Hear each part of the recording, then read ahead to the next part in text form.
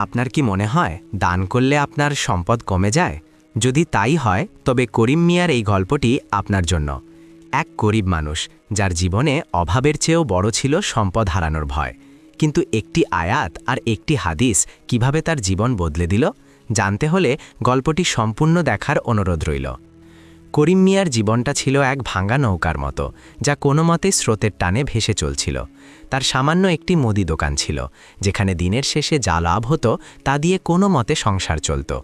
কিন্তু এই সামান্য উপার্জনের চেয়েও বড় হয়ে উঠেছিল তার মনের এক গভীর ভয়, দারিদ্র্যের ভয়। তার মনে হতো এই সামান্য পুঁজিই তার শেষ সম্বল, যা তাকে সর্বনাশা অভাবের হাত থেকে বাঁচিয়ে রেখেছে। এই ভয়েই সে বিশ্বাস করত, দিলে তার নিজেরই কমে যাবে। এই বদ্ধমূল ধারণার কারণে করিম মিয়া দান সৎকা থেকে নিজেকে সম্পূর্ণ গুটিয়ে রেখেছিলেন। কেউ সাহায্য চাইতে এলে তার হাত কেঁপে উঠত, মন শক্ত হয়ে যেত। তার কাছে মনে হতো এই টাকাটা যদি সে দিয়ে দেয় তবে কাল তার সন্তানের মুখে খাবার জুটবে না। শয়তানের ওয়াসওয়াসা তাকে সবসময় এই বলে প্ররোচিত করত, তোমার তো প্রাচুর্য নেই, তুমি কেন দেবে? আগে নিজের জন্য জমাও, তারপর না হয় দেখা যাবে। তার এই মানসিকতার কারণে জীবনে বরকত ছিল না। অর্থ আসত, কিন্তু তা জলের মতো বেরিয়ে যেত। ঘরে শান্তি ছিল না, ছিল কেবলই অশান্তি আর হতাশার দীর্ঘশ্বাস। তার স্ত্রী ফাতেমা বিবি মাঝে মাঝে বলতেন, মিয়া, আল্লাহর রাস্তায় কিছু দাও, আল্লাহ বরকত দেবেন। কিন্তু করিম মিয়া তার কথায় কান দিত না। তার একটাই চিন্তা ছিল, দিলে তো আমারই কমবে, আমার পরিবারের কি হবে? করিম মিয়ার ঘরে শান্তি ছিল না। টাকা আসত, কিন্তু তা জলের মতো বেরিয়ে যেত।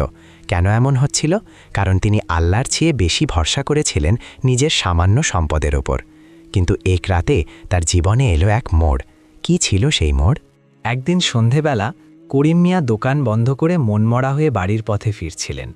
দিনের শেষে তার হাতে যা ছিল তা দিয়ে কোনো মতে আজকের দিনটি চলবে। পথে তিনি দেখলেন স্থানীয় মসজিদের সামনে বহু মানুষ ভিড় করেছে। মসজিদের মাইকে একজন প্রবীণ আলেম, যার কণ্ঠস্বরে ছিল গভীর দরদ ও প্রজ্ঞা, তিনি ওয়াজ করছেন। করিম মিয়া কৌতূহলবশত একটু থামলেন। আলেম সাহেব তখন দানের ফজিলত নিয়ে কথা বলছিলেন। আলেম সাহেব বললেন, হে আমার ভাইয়েরা, তোমরা কি জানো আল্লাহর পথে খরচ করলে আল্লাহ তোমাদের সম্পদকে কিভাবে বাড়িয়ে দেন? শয়তান তোমাদেরকে অভাবের ভয় দেখিয়ে দান থেকে বিরত রাখে, কিন্তু আল্লাহ তোমাদের জন্য ক্ষমা ও প্রাচুর্যের প্রতিশ্রুতি দেন। এরপর তিনি পবিত্র কোরআন থেকে একটি আয়াত তিলাওয়াত করলেন এবং একটি হাদিস শোনালেন, যা করিম মিয়ার হৃদয়ে গভীরভাবে নাড়া দিল। আলেম সাহেব বললেন, দান সম্পদ কমায় না, বরং তাতে বরকত বাড়ায়। হাদিসটি শুনে করিম মিয়ার চোখ থিজা এলো। তার এতদিনের ভয়, এতদিনের ভুল ধারণা যেন এক মুহূর্তে ভেঙে চুরমার হয়ে গেল। তিনি বুঝতে পারলেন এতকাল সে ভুল পথে হেঁটেছে। আল্লাহর ওপর ভরসা না করে সে নিজের সামান্য সম্পদের ওপর ভরসা করেছে। গভীর রাতে তিনি সিদ্ধান্ত নিলেন, কাল থেকে তিনি অল্প হলেও দান শুরু করবেন। আল্লাহর ওপর ভরসা করে তিনি তার জীবনের নতুন অধ্যায় শুরু করতে চাইলেন। করিম মিয়া সেদিন সকালে দোকান খোলার আগে তার পকেট থেকে কয়টি টাকা বের করলেন। এটি ছিল তার সারাদিনের পুঁজির একটি অংশ। তিনি টাকাগুলো হাতে নিয়ে মনে মনে বললেন, হে আল্লাহ, আমি তোমার উপর ভরসা করলাম, তুমিই আমার রিজিক দাতা। এরপর তিনি সেই টাকাগুলো নিয়ে গেলেন মসজিদের পাশে বসা এক বৃদ্ধ ভিক্ষুকের কাছে এবং তার হাতে তুলে দিলেন। এই সামান্য দানটি ছিল করিম মিয়ার জীবনের এক নতুন অধ্যায়ের সূচনা। করিম মিয়া দান শুরু করলেন, কিন্তু দান করার পর কি তার জীবনে অভাব আরও বাড়ল, নাকি আল্লাহর ওয়াদা সত্যি হল? কিভাবে সামান্য একটি দান করিম মিয়ার জীবনের মোড় ঘুরিয়ে দিল এবং অলৌকিকভাবে তার রিজিক বাড়তে শুরু করল, দেখতে পারবেন গল্পের শেষ অংশে। ভিডিওটি ভালো লাগলে লাইক ও সাবস্ক্রাইব করুন। করিম মিয়ার জীবনের নতুন অধ্যায় শুরু হয়েছিল সেই ভোরের সামান্য দানটির মাধ্যমে। কিন্তু এতদিনের অভ্যাস আর শয়তানের ওয়াসওয়াসা কি সহজে পিছু ছাড়ে? প্রথম দিন দান করার পর সারা দিন তার মনে এক চাপা দ্বিধা কাজ করছিল। বারবার মনে হচ্ছিল, ইস, টাকাটা না দিলেই পারতাম, ওটা দিয়ে তো দোকানের জন্য আরও কিছু কেনা যেত। তার মন যেন দুই ভাগে বিভক্ত হয়ে গিয়েছিল। এক ভাগ আল্লাহর ওয়াদার উপর ভরসা রাখতে চাইছে, অন্য ভাগ বহুদিনের সঞ্চিত কৃপণতার ভয় দেখাচ্ছে। তবুও তিনি তার প্রতিজ্ঞায় অটল রইলেন। পরের দিন সকালে তিনি তার দিনের উপার্জনের একটি ক্ষুদ্র অংশ আলাদা করে রাখলেন। এবার তিনি তা দিলেন এক বৃদ্ধা প্রতিবেশীকে, যিনি অসুস্থতার কারণে বাজারে যেতে পারছিলেন না। করিম মিয়া তাকে কিছু চাল ডাল কিনে দিলেন। এই দানটি ছিল আরও কঠিন, কারণ এটি ছিল তার সরাসরি পুঁজি থেকে খরচ। প্রথম কয়েকদিন করিম মিয়া কোনো বড় পরিবর্তন দেখতে পেলেন না, কিন্তু ছোট ছোট কিছু ঘটনা ঘটতে শুরু করল, যা তার মনে আশার আলো জাগালো। একদিন দুপুরে একজন ক্রেতা এসে তার কাছে একটি পুরনো বাকির টাকা শোধ করে গেলেন। করিম মিয়া প্রায় ভুলেই গিয়েছিলেন যে এই টাকাটা তিনি পাবেন। টাকাটা খুব বেশি ছিল না, কিন্তু সময়টা ছিল অপ্রত্যাশিত। করিম মিয়া অবাক হয়ে ভাবলেন, এ কেমন হলো? আমি সকালে যা দান করলাম, আল্লাহ যেন তার চেয়ে বেশি অপ্রত্যাশিতভাবে ফিরিয়ে দিলেন। আরেকদিন তার দোকানে একটি নতুন পণ্য এলো, যা অন্য দোকানে পাওয়া যাচ্ছিল না। ফলে তার দোকানে ক্রেতাদের ভিড় বেড়ে গেল এবং সেই দিন তার বিক্রি অন্য দিনের চেয়ে প্রায় দ্বিগুণ হল। করিম মিয়া বুঝতে পারলেন এই সামান্য বৃদ্ধি কোনো কাকতালীয় ঘটনা নয়। তার মনে হলো যেন অদৃশ্য কোনো হাত তার ব্যবসাকে সাহায্য করছে। করিম মিয়ার এই পরিবর্তনগুলো তার স্ত্রী ফাতেমা বিবির চোখ এড়ায়নি। তিনি লক্ষ্য করলেন করিম মিয়ার চেহারায় এখন আর সেই দুশ্চিন্তার ছাপ নেই। তিনি এখন অনেক শান্ত, অনেক হাসি খুশি। একদিন রাতে ফাতেমা বিবি স্বামীকে জিজ্ঞেস করলেন, মিয়া, তোমার কি হয়েছে? আজকাল তোমাকে এত শান্ত আর খুশি খুশি লাগে কেন? করিম মিয়া হাসি মুখে বললেন, ফাতেমা, তুমিই তো ঠিক ছিলে। আমি আল্লাহর উপর ভরসা করতে শিখছি। এখন আর আমার সম্পদ কমে যাওয়ার ভয় হয় না, বরং দান করার পর আমার মনে এক অদ্ভুত তৃপ্তি আসে, যা আগে কখনো পাইনি। ফাতেমা বিবি বললেন, আলহামদুলিল্লাহ, আল্লাহর পথে এক কদম বাড়ালে আল্লাহ 10 কদম এগিয়ে আসেন। তবে মিয়া, এই পথ সহজ নয়, শয়তান তোমাকে বারবার পরীক্ষা করবে। ফাতেমা বিবির কথা যেন সত্যি হলো। সেই সপ্তাহেই এক বড় পরীক্ষা এলো। করিম মিয়ার দোকানের চালের বস্তাগুলো ইঁদুরে কেটে নষ্ট করে দিল। প্রায় 1/3 চাল বিক্রির অযোগ্য হয়ে গেল। এই ক্ষতি তার জন্য ছিল অনেক বড়। পুরনো করিম মিয়া হলে হয়তো চিৎকার করতেন, রাগারাগি করতেন এবং হতাশায় ভেঙে পড়তেন, কিন্তু নতুন করিম মিয়া শান্ত রইলেন। তিনি দীর্ঘশ্বাস ফেলে ভাবলেন, আমি তো আল্লাহর পথে দান করছি, আল্লাহ কি আমার সামান্য ক্ষতি পূরণ করতে পারবেন না? তিনি নষ্ট হওয়া চালগুলো ফেলে দিলেন এবং মনে মনে প্রতিজ্ঞা করলেন, এই ক্ষতির কারণে তিনি দান করা বন্ধ করবেন না, বরং তিনি আল্লাহর কাছে আরও বেশি সাহায্য চাইলেন। তার এই ধৈর্য এবং দৃঢ়তা ছিল তার জীবনে সবচেয়ে বড় পরিবর্তন। তিনি বুঝতে পারলেন, বরকত শুধু অর্থপ্রাপ্তিতে নয়, বরং বিপদে ধৈর্য ধারণের শক্তি এবং মনের শান্তিতেও থাকে। এই ঘটনার পরদিন এক পাইকারি বিক্রেতা তার দোকানে এসে জানালেন যে তিনি করিম মিয়াকে বাকি চালগুলো বিশেষ ছাড়ে দেবেন, কারণ তিনি তার সততা ও ভালো ব্যবহারের কথা শুনেছেন। করিম মিয়া দেখলেন তার ক্ষতি প্রায় পূরণ হয়ে গেছে। তিনি নিশ্চিত হলেন দান সম্পদ কমায় না, বরং তাতে বরকত বাড়ায়। চাল নষ্ট হওয়া সেই অপ্রত্যাশিত ক্ষতিপূরণের পর করিম মিয়ার বিশ্বাস আরও দৃঢ় হল। তিনি বুঝতে পারলেন আল্লাহর উপর ভরসা করে দেওয়া একটি টাকাও বৃথা যায় না, বরং তা 10 গুণ হয়ে ফিরে আসে, কখনো অর্থের রূপে, কখনো অপ্রত্যাশিত সাহায্য বা মনের প্রশান্তির রূপে। করিম মিয়া এখন আর শুধু সকালে দান করেই ক্ষান্ত হন না, তিনি তার দানের ক্ষেত্র বাড়াতে শুরু করলেন। তিনি লক্ষ্য রাখতেন কে কষ্টে আছে, কার সাহায্য প্রয়োজন। তার দোকান এখন শুধু বেচাকেনার জায়গা নয়, বরং মানবতার সেবার একটি কেন্দ্র হয়ে উঠেছে। কোনো গরিব ক্রেতা এলে তিনি হাসি মুখে দাম কিছুটা কমিয়ে দেন বা কখনো কখনো বিনামূল্যে কিছু জিনিস দিয়ে দেন। এই দানের অভ্যাস তার মনকে এক অদ্ভুত হালকা করে তুলল। আগে যেখানে সামান্য লোকসানে তিনি অস্থির হয়ে উঠতেন, এখন সেখানে বড় কোনো সমস্যাতেও তিনি শান্ত থাকেন। তার মনে হয় আল্লাহ তার সাথে আছেন, তিনিই সব সামলে নেবেন। এই মানসিক পরিবর্তন তার স্বাস্থ্যের ওপরও ইতিবাচক প্রভাব ফেলল। তার পুরনো দুশ্চিন্তা ও অনিদ্রা দূর হল। করিম মিয়ার এই পরিবর্তন ফাতেমা বিবিকে সবচেয়ে বেশি আনন্দিত করল। তিনি দেখলেন তাদের সংসারে এখন আর অভাবের সেই কষাঘাত নেই। তাদের প্রয়োজনগুলো যেন আপনা আপনিই পূরণ হয়ে যাচ্ছে। তাদের সন্তানরা এখন ভালো স্কুলে পড়ছে, আর ঘরে সবসময় একটা আনন্দময় পরিবেশ বিরাজ করছে। একদিন ফাতেমা বিবি তার স্বামীকে বললেন, মিয়া, তুমি যখন দান করতে তখন তোমার মনটা ছোট হয়ে যেত, আর এখন তুমি দান করো আর আল্লাহ আমাদের ঘরে শান্তি ভরে দেন। আমাদের রিজিক এখন আর শুধু টাকা দিয়ে মাপা যায় না, এতে আল্লাহর রহমত মিশে আছে। করিম মিয়া বললেন, ফাতেমা, আমি এখন বুঝি দান করা মানে আল্লাহকে ঋণ দেওয়া, আর আল্লাহের চেয়ে উত্তম ঋণদাতা আর কেউ নেই। তিনি সুদে আসলে সব ফিরিয়ে দেন। করিম মিয়ার এই পরিবর্তন শুধু তার পরিবারেই সীমাবদ্ধ রইল না, তার প্রতিবেশীরাও তা লক্ষ্য করতে শুরু করল। আগে করিম মিয়া ছিলেন একজন কৃপণ, মুখ গোমরা করে থাকা মানুষ। এখন তিনি সবার সাথে হাসি মুখে কথা বলেন, বিপদে আপদে এগিয়ে আসেন। পাশের দোকানের মালিক রফিক মিয়া একদিন করিম মিয়ার কাছে এসে বললেন, করিম ভাই, আপনার কি হয়েছে বলুন তো? আপনার দোকানে এত বিক্রি বাড়ে কি করে, আর আপনি এত শান্ত থাকেন কি করে? আমার তো সামান্য লোকসান হলেই মাথা গরম হয়ে যায়।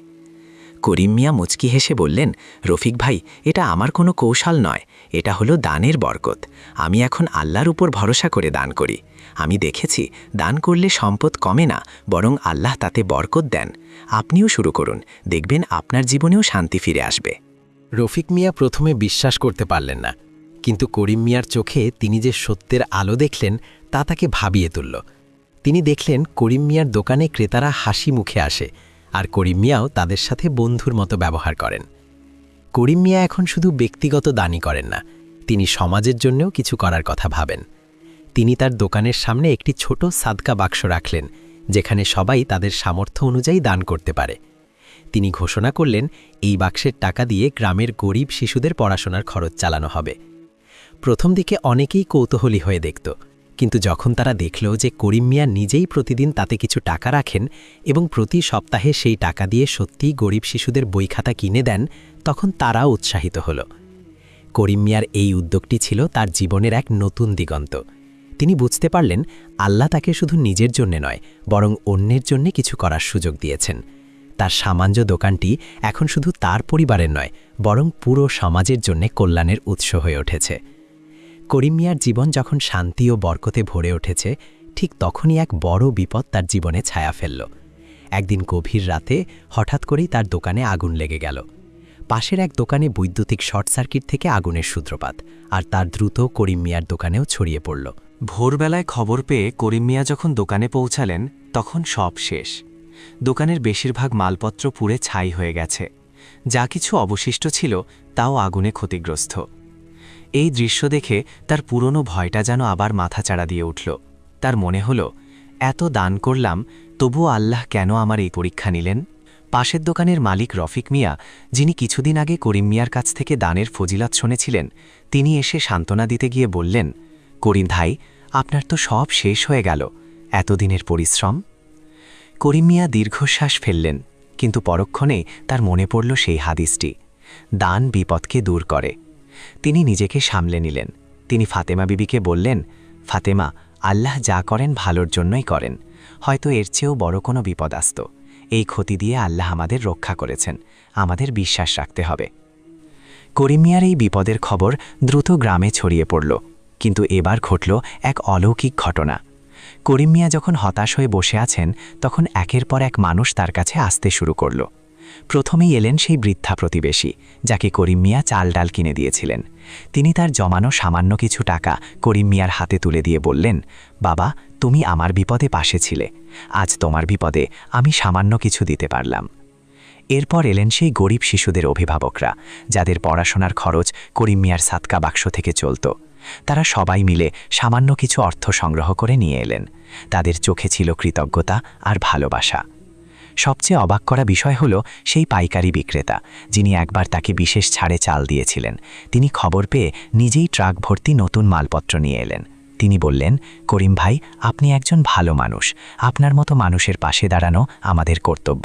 আপনি মাল নিন, টাকা পরে দিলেও চলবে। করিম মিয়া দেখলেন, তিনি যা দান করেছিলেন তা শুধু অর্থ হয়েই ফিরে আসেনি, বরং মানুষের ভালোবাসা আর সহানুভূতি হয়ে ফিরে এসেছে। তিনি বুঝতে পারলেন, তার দান করা প্রতিটি টাকা যেন একটি অদৃশ্য বীমা পলিসি ছিল, যা বিপদের সময় তাকে রক্ষা করল।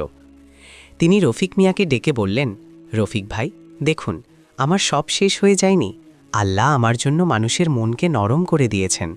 এই যে ভালোবাসা, এই যে সাহায্য, এটাই হলো দানের আসল বরকত। এই বরকত টাকা দিয়ে কেনা যায় না। রফিক মিয়া নির্বাক হয়ে গেলেন।